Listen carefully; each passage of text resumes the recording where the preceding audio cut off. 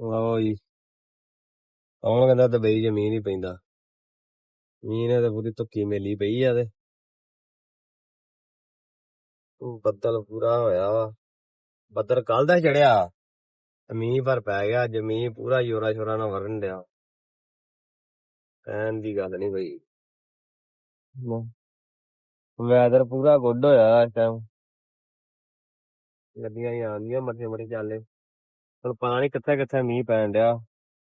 ਅਗਰ ਮੁੰਡੇ ਸਾਡੇ ਆਬੂ ਧਾਬੀ ਵੀ ਗਏ ਆ, ਰਵੇਸ਼ ਗਏ, ਉਹ ਵੀ ਕਹਿੰਦੇ ਉੱਧਰ ਪੈਣ ਡਿਆ, DIC ਪੈਣ ਡਿਆ। ਵੈਦਰ ਪੂਰਾ ਇੱਕ ਨੰਬਰ ਬਣਿਆ। ਆ ਕੀ ਹੋ ਗਿਆ, ਉਹ ਤੇਰੀ ਭਲੀ ਹੋ ਗਈ।